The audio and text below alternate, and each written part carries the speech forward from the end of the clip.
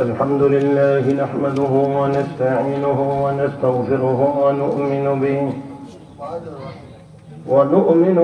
ونتوكل عليه ونعوذ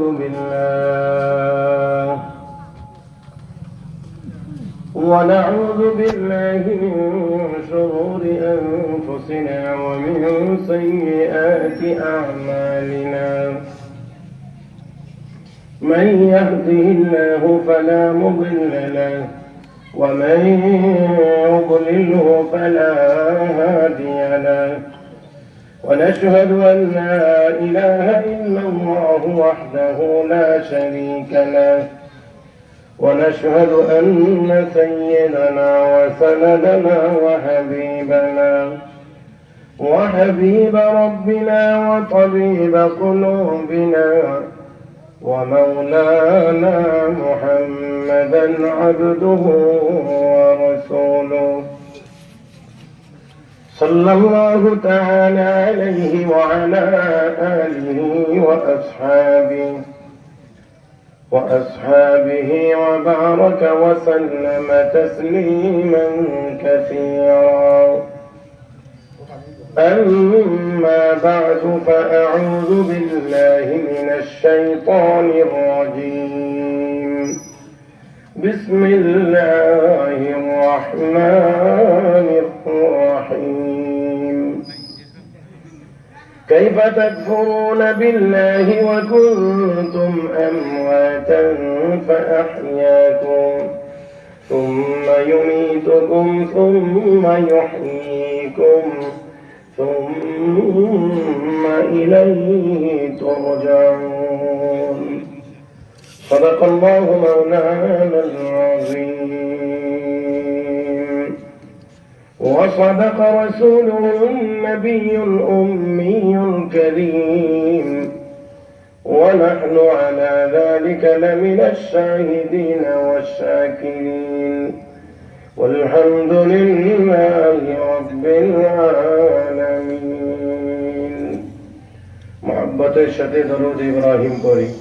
اللهم صل على محمد وعلى آل محمد كما صليت على إبراهيم وعلى آل إبراهيم إنك حميد مجيد.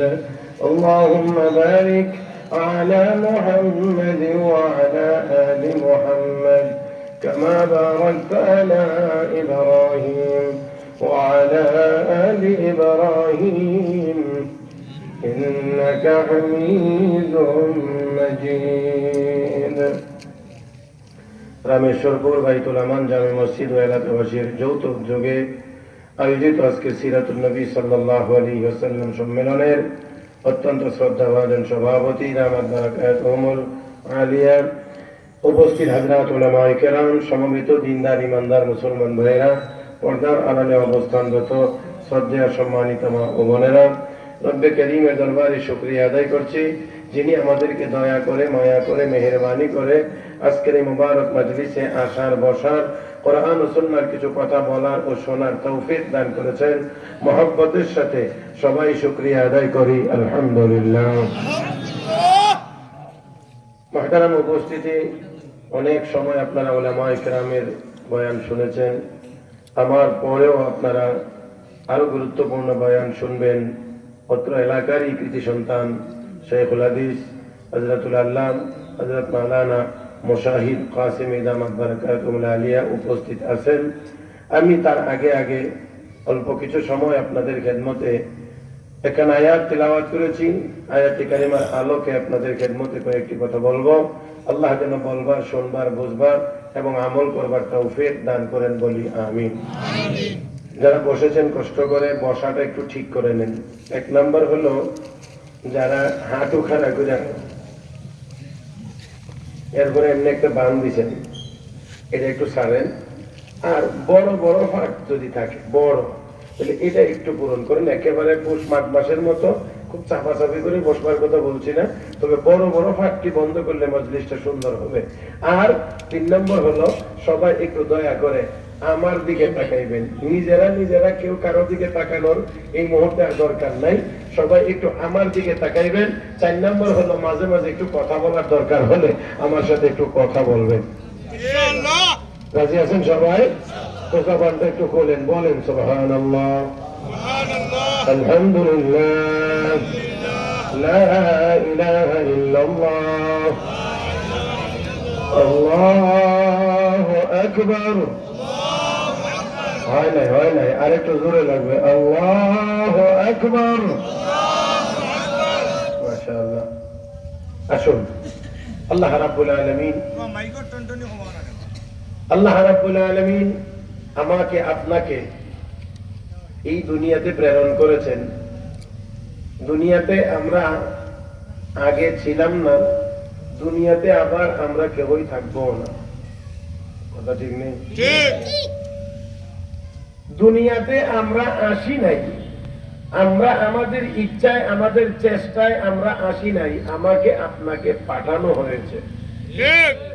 বলতে পারেন কে পাঠাইছেন? আল্লাহ। মাশাআল্লাহ। আরেকটু সব জবানে একসাথে বলি, কে পাঠাইছেন? আল্লাহ। আবার একটি নির্ধারিত সময় যখন শেষ হয়ে যাবে তখন আমরা আবার কেউ চাইলেও দুনিয়াতে থাকতে পারবো না, আমাদেরকে দুনিয়া থেকে নিয়ে যাওয়া হবে। কে নিয়ে যাবেন? আল্লাহ। মাশাআল্লাহ। তাহলে পাঠাইলেন যিনি, নিয়েও যাবেন যিনি। কয়টা কথা কইলাম? দুইটা। 3 নম্বর কথা হলো, আমরা যে দুনিয়া থেকে চলে যাব, মৃত্যুবরণ করব, এই মরণ পর্যন্তই কি শেষ না আরো কিছু আছে? 3 নম্বর কথা হলো, পুনরায় আবার আমাকে আপনাকে জীবিত করা হবে। কে করবেন জীবিত? আল্লাহ। 4 নম্বর কথা হলো, শুধু জীবিত করা পর্যন্তই শেষ না দুনিয়াতে 60, 70, 80 বছর যে হায়াত আমরা পেয়েছি, দুনিয়াতে এই হায়াত যে আমরা পার করেছি, এর জবাব, এর হিসাব আমাকে আপনাকে দিতে হবে। এই হিসাব কে নিবেন? আল্লাহ। কয়টা বলছি? 80 নাই, কে পাঠাইছেন? আল্লাহ। থাকতে পারবো না, কে নিয়ে যাবেন? আল্লাহ। নিয়ে যাওয়া পর্যন্তই শেষ না, পুনরায় কে জীবিত করবেন? আল্লাহ। জীবিত করেই শেষ না, আমার আপনার কাছ থেকে এই দুনিয়ার জীবনের হিসাব কে নিবেন? আল্লাহ। তাহলে দেখেন, এই সব কার্যক্রম যদি আল্লাহর হয়, ছিলাম না আমরা, পাঠাইলেন যদি আল্লাহ, থাকবো না, নিয়ে যাবেন সেই আল্লাহ, আবার পুনরায় জীবিত করবেন সেই আল্লাহ, জীবনের হিসাব আমার আপনার কাছ থেকে নিবেন সেই আল্লাহ, তাহলে অবশ্যই এই দুনিয়ার জীবনের এই সামান্য সময়ে ওই আল্লাহকে অসন্তুষ্ট করা যায় না। আর একটু জোরে বললে ভালো হয়। সেই আল্লাহকে অসন্তুষ্ট করা যায় না যে আল্লাহ পাঠাইলেন, যে আল্লাহ নিয়ে যাবেন, যে আল্লাহ পুনরায় জীবিত করবেন, যে আল্লাহর আদালতে দাঁড়াইয়া আমাকে আপনাকে জীবনের হিসাব দিতে হবে, সেই আল্লাহকে অসন্তুষ্ট করা কোন বুদ্ধিমানের কাজ হইতে পারে না। এই জন্য আমার আল্লাহ এই 4টা কথা স্মরণ করানোর আগে আমার আল্লাহ আমাকে আপনাকে প্রশ্ন করে বলেন, কাইফা তাকফুরুনা বিল্লাহ, হে দুনিয়ার মানুষ, কেমন করে আমি আল্লাহর সাথে তোমরা নাফরমানি করতে পারো? ছিলে না তুমি, আমি তোমাকে বানাইলাম, আমি তোমাকে আবার নিয়ে যাব, আবার তোমাকে পুনরায় জিন্দা করব, দুনিয়ার এই জীবনের হিসাব আমি আল্লাহ নেব। এরপরে ওরে বান্দা, কেমন করে তুই নাফরমানি করতে পারিস? আজকে আমাদের মুসলমানদের যত দুঃখ দুর্দশা, যত অশান্তি, যত রকমের সমস্যা, সবগুলোর মূলে কারণ হলো আমাদের গুনাহ। সব জবানে বলেন, হে মুসলমান, যার কারণে 200 কোটি মুসলমান পৃথিবীতে থাকার পরেও আজ ফিলিস্তিনের মুসলমানেরা মার খাইতে আছে, নিরপরাধ নারী শিশুরা শাহাদাত বরণ করছে। আমাদের পার্শ্ববর্তী রাষ্ট্রে মিয়ানমারের মুসলমান আজ কত বছর হয়ে যায় বাংলাদেশে এসে আশ্রয় নিয়েছে, বাড়ি ফিরতে পারে না। আমার ভাইরা, তার কারণ হলো একমাত্র আমাদের গুনাহ। আমাদের গুনাহের কারণে আমাদের ঈমান দুর্বল হয়ে গিয়েছে, ন্যায্য কথা আমরা বলতে পারি না। আমার 200 কোটি মুসলমান যেই পৃথিবীতে 200 কোটি মুসলমান থাকবে, সেই পৃথিবীতে অবৈধ রাষ্ট্র জারদ রাষ্ট্র ইসরায়েলের নাম পৃথিবীর মানচিত্রে থাকতে পারে না। আমার ভাইয়েরা, কিন্তু থাকতে পারতেছে কেন? আমাদের গুনাহের কারণে। গুনার কারণে ইমানের পাওয়ার কমে না বাড়ে? ইমানের পাওয়ার গুনার কারণে বাড়ে না কমে? কমে কমে কমে। এটা মুসলমান না বুঝলেও কাফের বেঈমানেরা বুঝে। দুনিয়ার ইহুদি খ্রিস্টানরা বুঝে যে মুসলমানকে যদি হারাম খাওয়ানো যায়, মুসলমানকে যদি গুনার কাজে লিপ্ত করে দেওয়া যায়, তাহলে তার ইমানের পাওয়ার থাকবে না। আর মুসলমানের ইমানের পাওয়ার যদি না থাকে, আল্লাহর পক্ষ থেকে সাহায্য আসবে না, আমাদের বিরুদ্ধে তারা বিজয়ী হতে পারবে না। আমার বন্ধুরা, এই জন্য তারা বুঝে, আমরা বুঝি না। ঘরের ভিতরে টেলিভিশন নাই, হ্যাঁ, একটু টেলিভিশন, একটু বিনোদন, একটু নাটক, একটু ছায়াছবি, একটু অমুক, একটু তমুক, এগুলো তো একটু বিনোদন। মৌলবীরা এগুলি বুঝে না, কথা বোঝেন না? মৌলবীরা এগুলি বুঝে না। আপনারা খুব বুঝছেন, বুঝতে বুঝতে এরপরে আবার কদিন পরে মৌলবীর কাছে বুঝছেন কি কইছি? বুঝলে বুঝছেন, না বুঝলে আর বেশি বলতে পারবো না।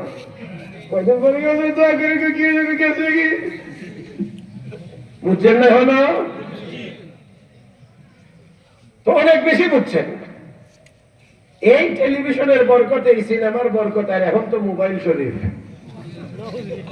কথা কয়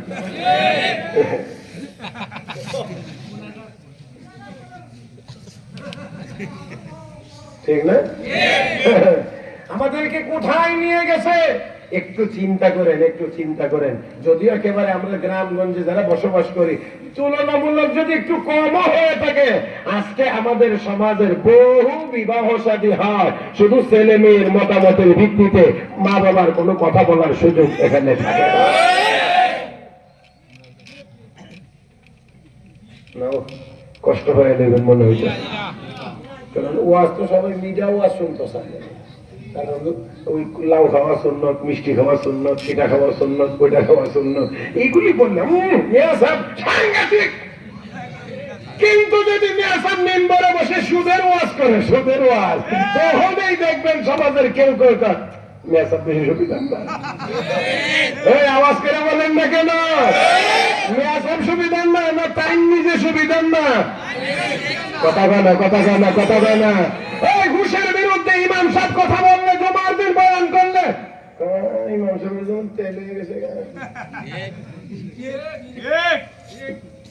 আমার ভাইয়েরা, তাই আসুন এই কাফেলাটাকে নিয়ন্ত্রণে রেখেন। ওটা খুব সাংঘাতিক কাফেলা। বাবা আমার দিকে তাকা। মুহতারাম হাজিরিন, আমাদের সকল সমস্যার মূলে হলো আমাদের গুনাহ। আমার আল্লাহ, আপনার আল্লাহ, আমাদের সকলের মালিক, সকলের খালেক, সকলের রিজিক দাতা। আল্লাহ বলেন, বান্দা কেমনে পারস নাফরমানি করতে? ছিলে না, বাড়াইলাম আমি, নিয়ে আমো আমি, উঠাইবো আমি, জিজ্ঞেস করব আমি, এত কিছু আমি, এরপরে মাঝখান দিয়ে তুই কেমনে করস নাফরমানি? হ্যাঁ, গুনার কাজ বন্ধ হবে না। হাজারো আইন শৃঙ্খলা রক্ষাকারী বাহিনী থাকলেও সমাজে শান্তি আসবে না। গুনার কাজ বন্ধ করে দেন, এত বাহিনীর দরকার হবে না। একজন মানুষ যদি মনে করে, আমরা এখানে যারা আছি, মনে করেন আপাতত আমরা সবাই এই গ্রামের, কিছুক্ষণের জন্য ধরে নেন আমরা সবাই এই গ্রামের, আমরা কেউ চুরি করব না, আমি করব না, উনি করবেন না, আপনারা কেউ করবেন না। তাহলে গরু ঘরের বাইরে বাইরে রাখলে অসুবিধা কি? আমি কি কথা বুঝাইতে পারি না আপনাদেরকে? কেউ আমরা চুরি করব না। প্রত্যেকটা মানুষ যদি আমি বলি যে প্রত্যেকে আমরা চুরি করব না, তাহলে এই গ্রামে গরু বাহিরে থাকলেও কোনো সমস্যা নাই। আর যদি মনে করি যে না, চান্স পাইনি, তাহলে তালা দিয়েও রাখা যাবে না। সহজ জিনিস, একদম সোজা কথা। আমার ভাইয়েরা, তাহলে আসুন, শান্তি চাই না, চাই না? যতক্ষণ না চাইনি না, চাই না, তাহলে গুনার কাজ করে না ছেড়ে? আওয়াজ করে বলতে হবে, গুনার কাজ করে না ছেড়ে? নেক আমল ছেড়ে দিয়ে না নেক আমল করে?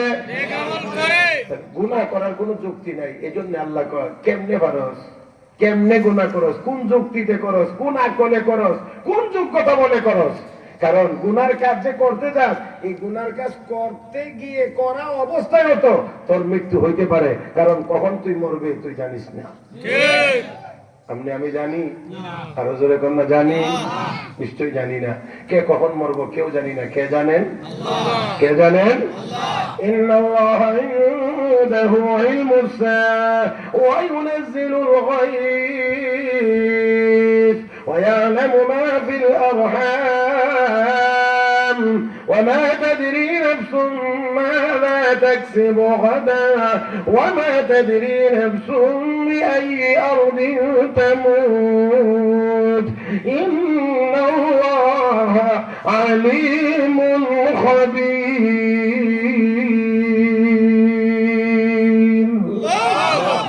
কিয়ামত কখন হবে একমাত্র কে জানেন? জোরে কোন কে জানেন? ও মুসলমান, আপনি আমি কখন মরব কে জানেন? আল্লাহু আকবার। মদিনার ইমাম হযরত ইমাম মালিক ইবনে আনাস রাহমাতুল্লাহি আলাইহি, মালিকি মাযহাবের ইমাম, সাহাবায়ে কেরামের পরে পৃথিবীর প্রথম মুহাদ্দিস যাকে বলা হয়, সেই ইমাম মালিক ইবনে আনাস রাহমাতুল্লাহি আলাইহি মদিনার ইমাম, মক্কা শরীফ খানায়ে কাবার ইমামতির প্রস্তাব, আপনাকে বাইতুল্লাহর ইমামতি করতে হবে। তিনি চিন্তা করলেন, মদিনা শরীফ থেকে মক্কার দূরত্ব হলো 450 কিলোমিটার। আমি যদি ওইখানে ইমামতি করতে যাই আর যদি আমার সেখানে মওত হয়ে যায়, তাহলে আমার লাশ মদিনায় আসবে না, দাফন আমার মদিনায় হবে না। এই জন্য মনে মনে ওনার কামনা ছিল, আকাঙ্ক্ষা ছিল, আমার দাফনটা যেন মদিনায় হয়। ওনার মনে মনে কামনা কি? দাফনটা যেন মদিনায় হয়। এই মুসলমান একটু কথা ভালো করে বুঝতে হবে, মক্কা এবং মদিনা দুইটা জায়গা দুই দিক দিয়ে দামি। মক্কার জায়গা মক্কা শরীফ হলো দুনিয়ার উপরের দিক থেকে দামি, আর মদিনা হলো ভিতরের দিক দিয়ে দামি। কথা বুঝছেন না? মাটির উপরের অংশের দিক থেকে মক্কার দাম বেশি, কারণ মক্কায় খানায় কাবা অবস্থিত। মাটির ভিতরের দিক দিয়ে মদিনার দাম বেশি, কারণ মাটির ভিতরে, মদিনার মাটির ভিতরে মুহাম্মদুর রাসূলুল্লাহ শুয়ে আছেন। এজন্য কবি বড় সুন্দর করে বলেছেন, রহে মেরা মাসকান হাওয়ালি কাবা, রহে মেরা মাসকান হাওয়ালি কাবা, বনে মেরা মদফন দিয়ারে মদিনা, বনে মেরা মদফন দিয়ারে মদিনা। ও ইমানদার, ও মুসলমান, বিশ্বনবী যেই জমিনে শুয়ে আছে, অবশ্যই জমিনের ভিতরগত দিক দিয়ে এই জায়গার দাম অনেক অনেক বেশি। কারণ মক্কার দাম বেশি উপরের দিক থেকে, মদিনার দাম বেশি ভিতরের দিক থেকে। মক্কার দাম, এখানে আল্লাহর ঘর, সর্বপ্রথম ঘর। ইন্না আউয়ালা বাইতিন উযিআ লিন-নাস লাল্লাযী বিবাক্কাতা মুবারাকান ওয়া হুদাল লিল-আলামিন ফীহি আয়াতুন বাইয়িনাতুন مقام إبراهيم ومن دخله كان آمنا ولله على الناس حج البيت من استطاع إليه سبيلا ومن كفر فإن الله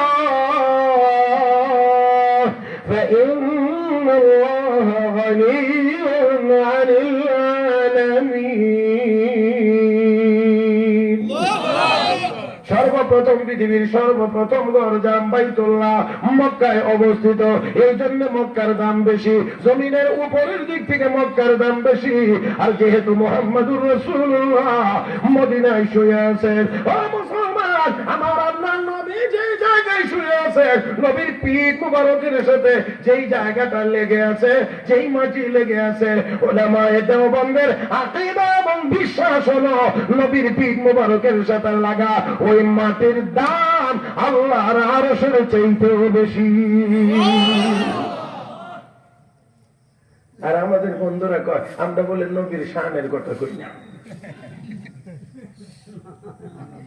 আমরা কিছু বন্ধুরা আছে না, অনেক একেবারে খুব প্রিয় বন্ধুরা, হ্যাঁ, এরা দেখবেন মাহফিলে উঠছেই করবো কমি মাদ্রাসার মিয়া সাহেবরা নবীর শান জানে না, নবীর শান মানে না, নবীর শান কয় না, এটা কয় না, এটা কয় না।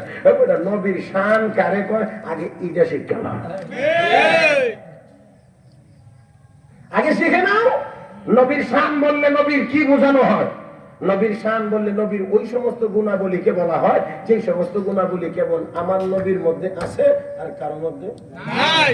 অন্যদের মধ্যে যদি থাকে তো নবীর শান হয় কেমনে? আমনের যদি স্পেশালিটি হওয়া লাগে তো আপনার মধ্যেই থাকবে আর কারোর মধ্যে থাকবে না। এমন গুণের নাম, এমন জিনিস নবীর মধ্যে যেগুলো আছে সেইগুলোর নাম হলো নবীর শান। এবং নবীর শান বলতে গিয়া বলে ফেলে হযরত আব্দুল কাদের জিলানীর শান, বলে ফেলে মুনকার নাকিরের শান, বলে ফেলে কিরামান কাতিবিনের শান। হায় হায় হায়, ওই মিয়া আমার আপনার নবীর সাথে অন্য কারো কোনো তুলনা করা যাবে? হ্যাঁ হ্যাঁ হ্যাঁ। সৃষ্টি জগতের সকলের উপরে, আল্লাহর পরে সৃষ্টি জগতের সকলের উপরে আমার আপনার নবীর মর্যাদার আসন। কেউ টানলেও নিচে নামাইতে পারবে না, কেউ ধাক্কা দিলেও উপরে উঠাইতে পারবে না। জোরে কন মিয়া, জোরে কন। আমার আপনার নবীর মর্যাদার আসন সুনির্দিষ্ট, সুরক্ষিত। এখান থেকে কেউ টানলে নিচে নামানোর চেষ্টা করলে বেয়াদব, ধাক্কায় যদি কেউ উপরে উঠানোর চেষ্টা করে মুশরিক। কারণ আমাদেরকে মানতে হবে যে আমার আপনার নবী মাখলুক, আল্লাহ খালেক। অতএব খালেক আর মাখলুক সমান হইতে পারে না। আল্লাহ স্রষ্টা, রাসূল সৃষ্টি। হ্যাঁ, সৃষ্টি জগতের মধ্যে সকলের উপরে মর্যাদার যে আসন হইতে পারে, যত উপরে হইতে পারে, যত উপরে হইতে পারে, যত উপরে হইতে পারে, সেই উপরের মর্যাদার আসনটি হলো মুহাম্মদুর রাসূলুল্লাহ সাল্লাল্লাহু আলাইহি ওয়াসাল্লাম। তাহলে আমরা সেই নবীর উম্মত, বেজার? যারা বলেন নাই এরা বেজার। আমি আবারও বলছি, এমন দামি নবীর উম্মত আমরা, বেজার? তাহলে মহব্বতের সাথে বলি আলহামদুলিল্লাহ। মুহতারাম হাজিরিন, কষ্ট হবে না, আমি খুব বেশি আপনাদেরকে বিরক্ত করব না, কারণ আমার পরেও হ্যাঁ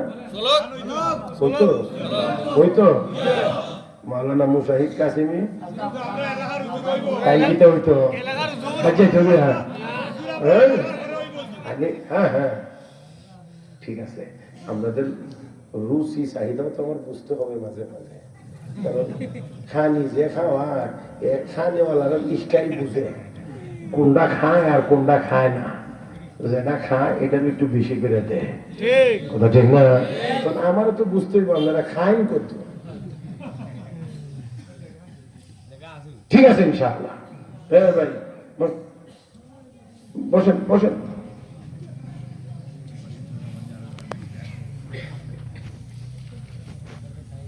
অযথা কেউ হাসবেন না, হাসার চেষ্টা করবেন না। হাসার মজলিস না, হাসতে কেউ আসেন নাই, আমিও হাসাইতে আসিনি। কদাচিৎ হাসির একটু কথা চলে আসলে ওইখানেই শেষ করে দিতে হবে, এটাকে চালু রাখা যাবে না।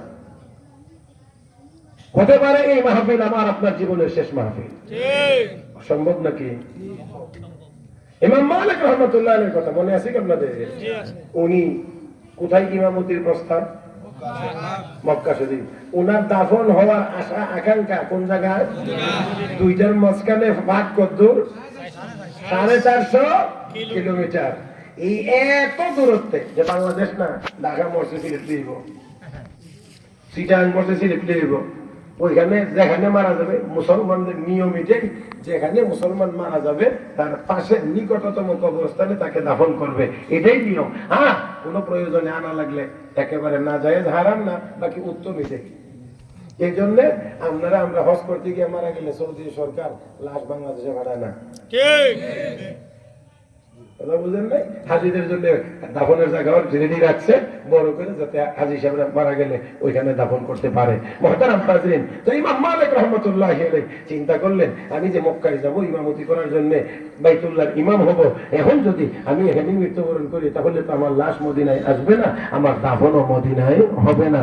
তো এখন একটু ইস্তেখারা করে দেখি যে আমার কি অবস্থা, মানে আমার দাফন মদিনায় হবে কি হবে না, মৌত কোথায় হবে একটু দেখি। ইস্তেখারা করলেন, রাতের বেলা ঘুমাইলেন, স্বপ্ন দেখলেন বিশ্ব নবী মুহাম্মদুর রাসূলুল্লাহ সাল্লাল্লাহু আলাইহি ওয়াসাল্লাম ওনাকে রওজা ছাড় থেকে 5খানা আঙ্গুল মোবারক দেখাইলেন।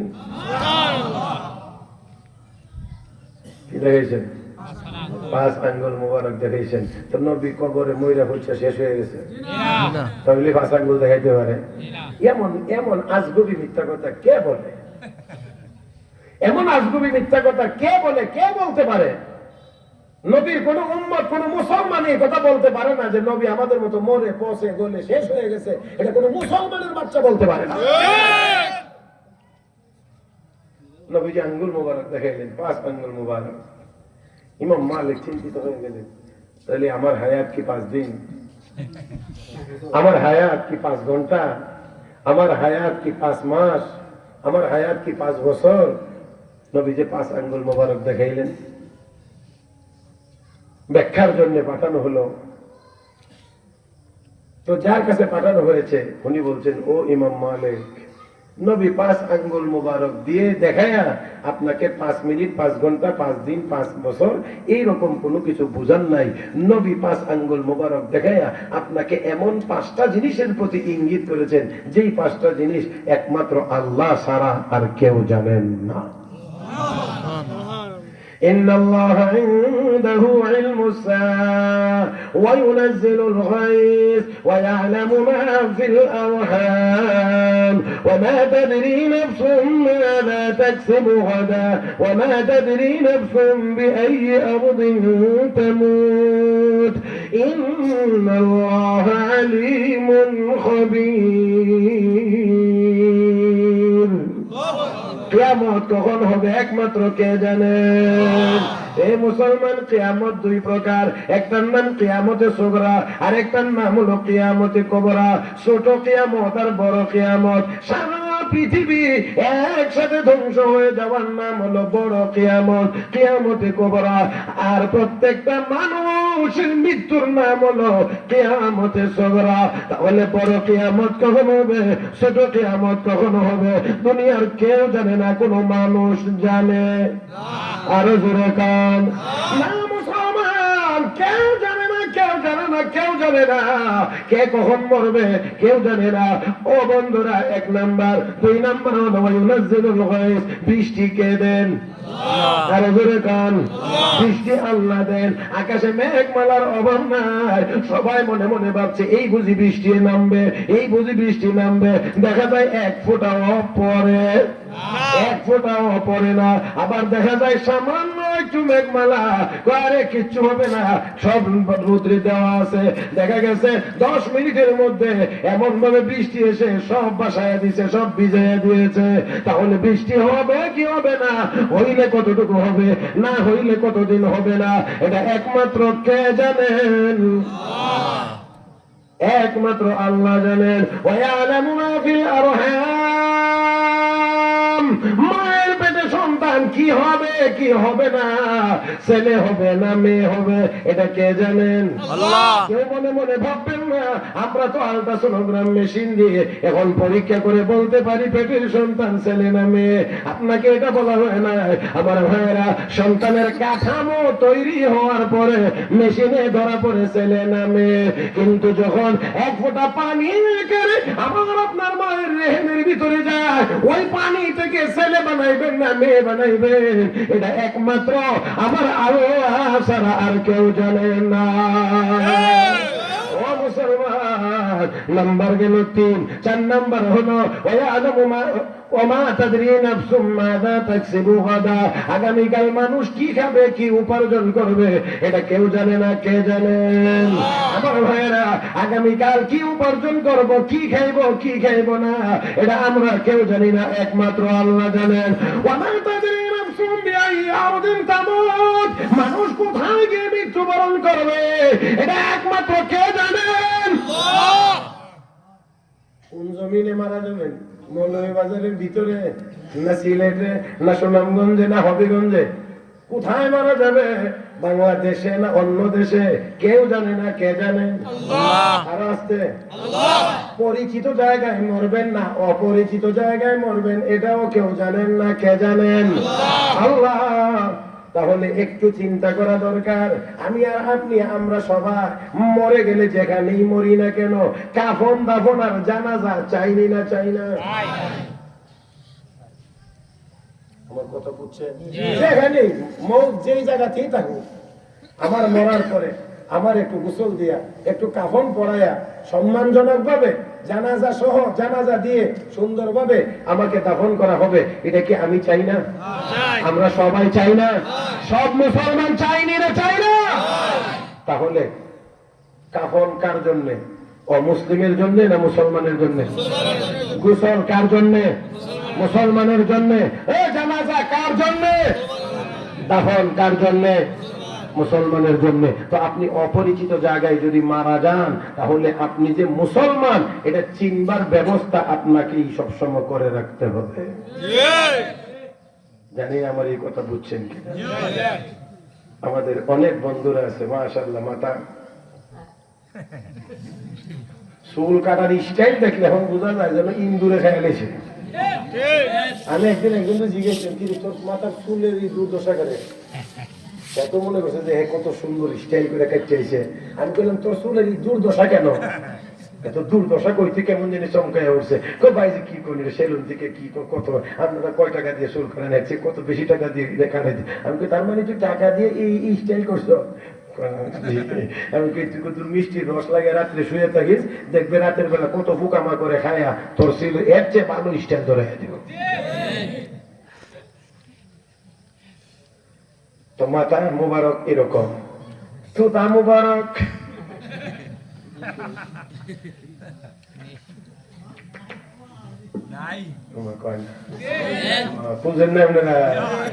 ভদ্রলোক জেন্টেলম্যান বড় শিক্ষিত ওই সে কি করে দেয়? সে লোনে দেয়। আরে বাবা এত এত নিচে যায় না। ওই সে লোনের ছেলেটা ভদ্রলোকের গানে থাক করতে।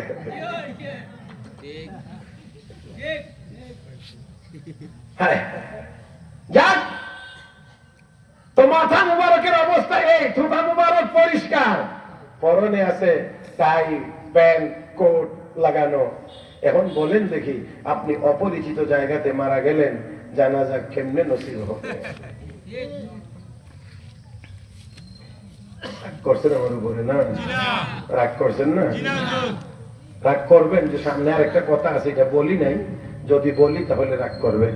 এই জন্য ওই কথাটা আর বললাম না, এতটুকু পর্যন্ত আর গেলাম না, আজকের জন্য রেখে দিলাম। আমার ভাইয়েরা, তো আপনি যে মুসলমান এটা চিনবার ব্যবস্থা আপনার মধ্যে থাকতে হবে, যাতে যেহেতু আমার জানা নাই আমি কোথায় মরবো, কোন জায়গায় মরবো, কোন এলাকায় মরবো, যেখানেই আমি মারা যায় আমাকে যেন দেখেই বোঝা যায় যে আমি একজন মুসলমান। আমার যেন কাফন নসিব হয়, গোসল নসিব হয়, জানাজা নসিব হয়, দাফন নসিব হয়।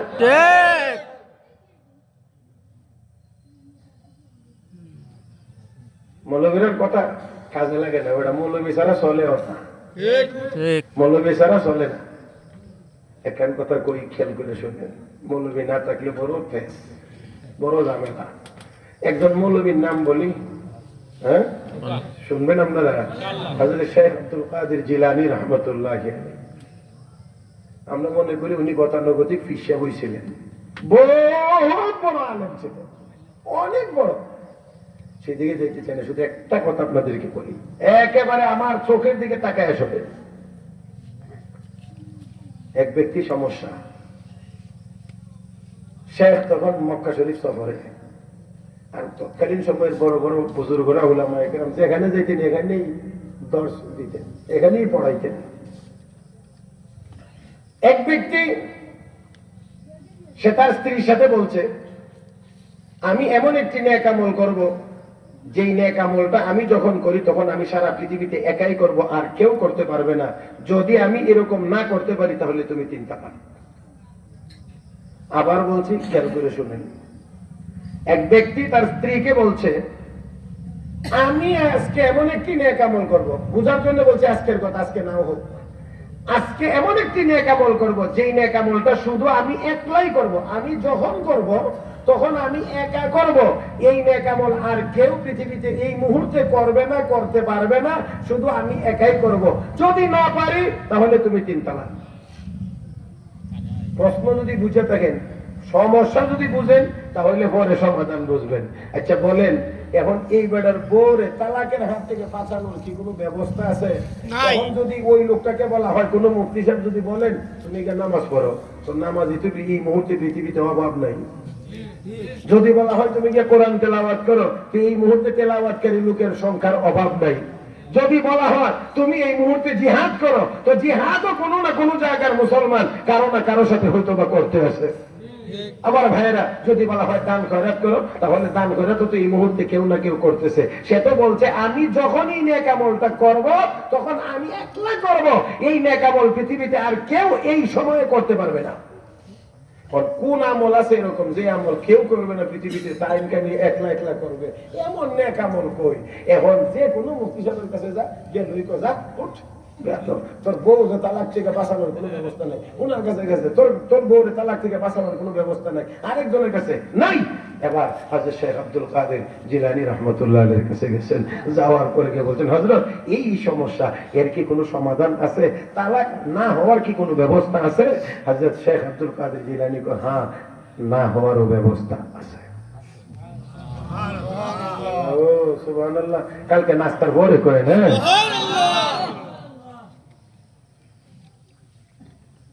কেমনে হযরত, কিভাবে একটু আমরা বলেন আগে যে কেমনে?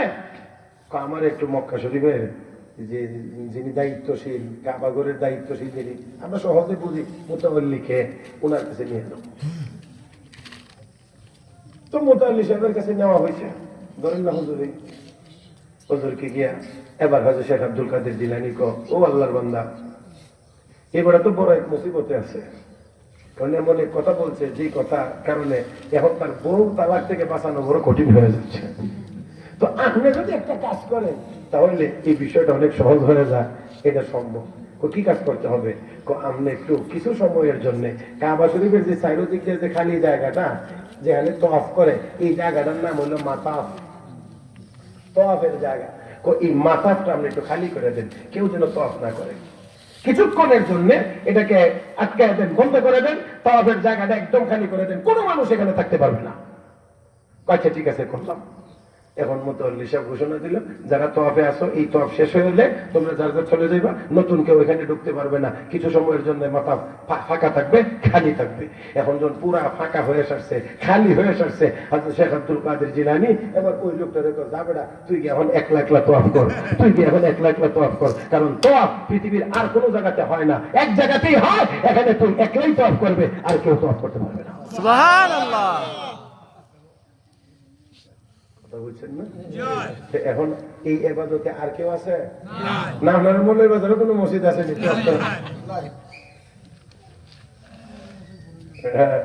মৌলভী চিনস না? হ্যাঁ, মৌলভী চিনস না?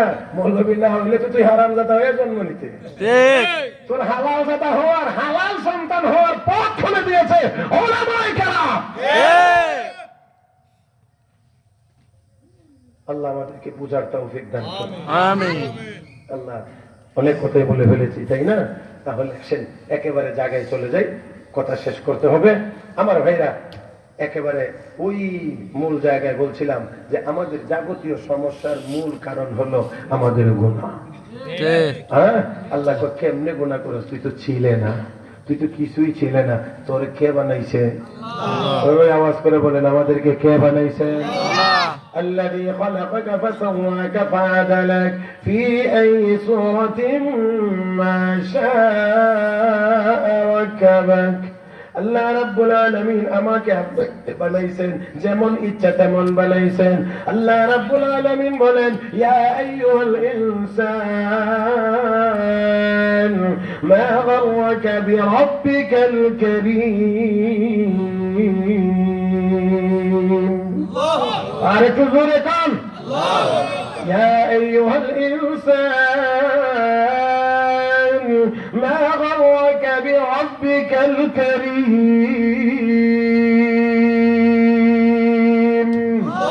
الذي خلقك فسواك فعدلك في أي صورة ما شاء ركبك والسماء والطارق وما أدراك ما الطارق النجم الثاقب إن كل نفس لما عليها حافظ فلينظر الإنسان مما خلق خلق من ماء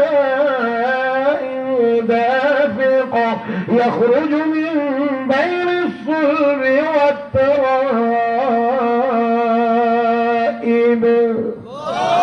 الله أكبر কত আয়াত আয়াতের ভিতরে আল্লাহ রাব্বুল আলামিন বলেন হে বান্দা ফালিয়ানজুরিল ইনসানু মিম্মা খুলিক তোর কি দিয়ে বানানো হয়েছে একটু চিন্তা কর কি দিয়ে বানানো হয়েছে একটু চিন্তা কর আল্লাহ আমার বলতে আসলে অনেকটা আনইজি ফিল করি আমি কিন্তু তারপর আল্লাহ যেহেতু কোরআনে বলছেন রাসূল যেহেতু হাদিসে বলছেন তাই আমাকেও বলতে হয় আমি বলছি না আমার আল্লাহ বলেন যে এক ফোঁটা নাপাক পানি থেকে তোকে বানানো হয়েছে যেই পানির নাম মানুষ মুখে উচ্চারণ করে না লজ্জা আর ঘৃণা সেই পানি থেকে তোকে বানানো হয়েছে হে মুসলমান হে মানুষ একটু চিন্তা কর এক ফোঁটা নাপাক পানি ছিল তোর মায়ের রেহেমে নিয়ে আমি আল্লাহ 40 দিন পর পর এক একটা পরিবর্তন করে 40 এ 280 দিন কত 280 আল্লাহ আপনারা মনে হয় বুঝতেছেন না লাগে 7টা চিল্লা আমি দেওয়াই 7টা চিল্লা আমরা দেশে তো অনেকে পাবলিক তো ভালো কথা ওয়াহাবিরা চিল্লা হইলো আমরা দেশে অনেকে কয় না ও তাবলিগ তো ভালো জিনিস ভালো কথা নবী তাবলিগ করছে এই ওয়াহাবিরা চিল্লা হইলো কই দেখবার চিল্লা কইছে ولقد خلقنا الإنسان من سلالة من طين ثم جعلناه نطفة في قرار مكين فخلقنا النطفة علقة فخلقنا العلقة مضغة فخلقنا المضغة عظاما فكسونا العظام لحما ثم أنشأناه خلقا آخر فتبارك الله أحسن الخالقين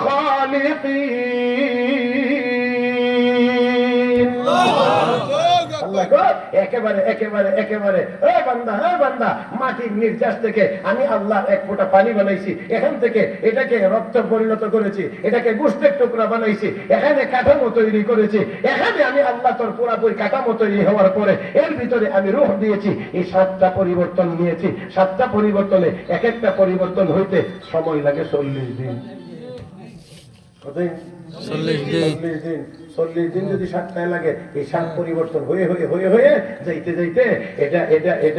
এটা 280 দিনে দাঁড়ায় 80 দিন আর মেডিকেল সায়েন্স অথবা ডাক্তাররা যে ডেলিভারির তারিখ দেয় এটা কিন্তু গনে 280 দিন হিসাব করে দেয় ঠিক 280 দিনের হিসাবে দেয় 2 দিন আগে 4 দিন আগে পরে হইতে পারে বাকি তার মূল হিসাবটা হলো 280 দিন বেটা মায়ের গর্ভ থেকে 7 চিল্লা দিয়া বাইরে আইলে দুনিয়াতে আইসা কত চিল্লা কোন জিনিসের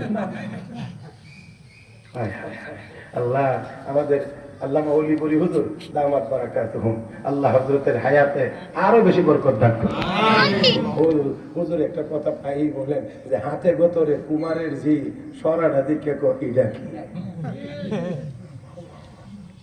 এটা আপনারা এটা বুঝছেন না নাকি তা আরে জন্ম হয়েছে কুমারের ঘরে, সারা জীবন মাটি দিয়ে ঢাকনা বানাইছে, বাতিল বানাইছে, সরা বানাইছে। এখন এখন বিয়া দিছে পরে শ্বশুর বাড়িতে গিয়ে কাম্মা এটা কি?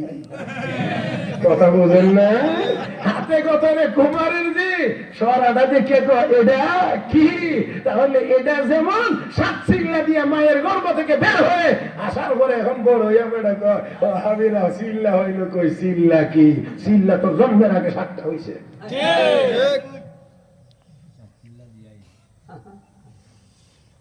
আল্লাহ, তাহলে আমরা কি ছিলাম? একটু কি এটা কি আলোচনার জিনিস? রব্বে কারীম অন্য আয়াতে বলেন, هل أتى على الإنسان حين من الدهر لم يكن شيئا مذكورا إنا خلقنا الإنسان من نطفة أمشاج نبتليه فجعلناه سميعا بصيرا। একটা সময় কি তোর এমন ছিল না, তুই উল্লেখ করার মতো কোনো কিছুই ছিলে না, আলোচনার কোনো বস্তু ছিলে না। আমি আল্লাহ তোকে এক ফোঁটা না পানি থেকে তৈরি করেছি, তোকে আমি আল্লাহ স্মৃতি শক্তি দিয়েছি, শ্রবণ শক্তি দিয়েছি, শুনবার মতো শক্তি আমি আল্লাহ দিয়েছি, মানে পরিপূর্ণ একজন মানুষ আমি আল্লাহ তোকে বানাইলাম। ও মুসলমান, আমার আল্লাহ তো সেই কথাই বলেন, হে বান্দা কাইফা তাকফুরুনা বিল্লাহ ওয়া কুনতুম আমওয়াতা। বান্দা তুই কেমন করে নাফরমানি করতে পারিস? তুই তো ছিলি না, তোর কোনো নামগন্ধ ছিল না, তুই কোনো আলোচনার বিষয় ছিল না। ফাহিয়াকুম, আমি আল্লাহ তোকে বড় সুন্দর করে বানাইছি। শুধু সুন্দর করে না, সৃষ্টি জগতে সবচেয়ে বেশি সুন্দর করে তোরে তৈরি করেছি। সবচেয়ে বেশি সুন্দর করে আল্লাহ আমাদেরকে বানাইছেন, মানুষ বানাইছেন, মানুষ বানাইছেন, মানুষ বানাইছেন। والتين والزيتون وطور سينين وهذا البلد الأمين لقد خلقنا الإنسان في أحسن تقويم। আল্লাহ কয় চারটা জিনিসের কসম করে বলেন, আমি আল্লাহ মানুষকে সবচেয়ে সুন্দর কাঠামো দিয়ে তৈরি করেছি। তাহলে মুহতারাম হাজরিন, এবার আপনারা একটু বলেন, এবার আপনারা একটু বলেন, আমাকে আপনাকে বানাইছেন কে? আল্লাহ। সব জবানে একসাথে বলেন। তাহলে বানাইলেন যদি আল্লাহ, তাহলে গোলামি হবে কার? ও মুসলমান, আল্লাহ বানাইছেন, উদ্দেশ্য নাই না আছে? আছে। উদ্দেশ্য ছাড়া বানাইছেন না উদ্দেশ্য নিয়েই বানাইছেন? আমার আল্লাহ বলেন, আফাহাসিবতুম আন্নামা খালাকনাকুম আবাসা ওয়া আন্নাকুম ইলাইনা লা তুরজাউন। মানুষ মনে করছো কি বেকার বানাইছি? বেকার, কোনো কাজ নাই না। অবশ্যই অবশ্যই, ওমা খালাকতুল জিন্না ওয়াল ইনসা ইল্লা লিয়াবুদুন। মানুষ এবং জিন দুই জাতিকে, দুই দলকে আমি আল্লাহ বানাইছি একমাত্র একমাত্র একমাত্র আমার গোলামি করার জন্য, আমার ইবাদত করার জন্য। কিন্তু দুর্ভাগ্যজনক ভাবে সত্য, আজকের এই সময়ের মুসলমান আমরা যতটা নেক কাজ করি এর চেয়ে কয়েকশো গুণ বেশি গুনার কাজ করি। কষ্ট হইতেছে না? যতটা নেক কাজ করি, যতটা আল্লাহর গোলামি করি, তার চেয়ে কয়েকশো গুণ বেশি গুনার কাজ করি, যে গুনার কাজের কারণে আজকে আমাদের এই দুরবস্থা। মুহতারাম হাজিরিন, আল্লাহ বলেন, বান্দা আচ্ছা নে, তুই তো তোরে যে বানাইছি এটা তো তুই আর মনে রাখতে পারস নাই, তোর মনে স্মরণ নাই না, ভুলে গেছিস। দুনিয়া থেকে চাকচিক্যময় দুনিয়া দেখে লাল নীল বাড়তে দেখছো, এই জন্য তোর দুনিয়া ওর পিছনের কথা ভুলে গেলে। আচ্ছা না, পিছনের কথা যদি তুই ভুলে গিয়ে থাকিস, তাহলে তুই মনে রাখ, সুম্মা ইউমীতুকুম, তোকে আমি আল্লাহ আবার মৃত্যু দেব। তুই দুনিয়াতে থাকতে পারবে না। আপনারা আমরা সবাই পারবো তো? কথা কয় না, পারবো তো? চলে যাইতেই হবে। এই কথাটা একটু ভালোভাবে স্মরণ করে, একটু ভালোভাবে স্মরণ করে। এটার জন্য কোরআন হাদিস লাগে না, বুঝতে বুঝাইতে কোরআন হাদিসের দরকার হয় না। শুধুমাত্র বিবেকটা জাগ্রত থাকলেই হয়, চোখটা খোলা থাকলেই হয়। আমার ভাইরা পাগল না হইলেই হয়। আমার চোখের সামনে, আমার চোখের সামনে চলে যাচ্ছে আমার ছোট যারা, তারা চলে যাচ্ছে। কথা বলে, আমার ছোট বয়সে ছোট যারা চলে যাচ্ছে, অনেক বাবার হাতে সন্তান মারা যাচ্ছে, অনেক দাদার হাতে নাতি নাতনি মারা যাচ্ছে। তাহলে বুঝতে হবে দুনিয়াতে আসার সিরিয়াল আছে, যাওয়ার কিন্তু কোনো সিরিয়াল নাই। আল্লাহ কথাটা স্মরণ করে দেন, কারণ এটা যদি স্মরণ থাকে আর কোনো ওয়াজ লাগে না, এক ওয়াজই যথেষ্ট।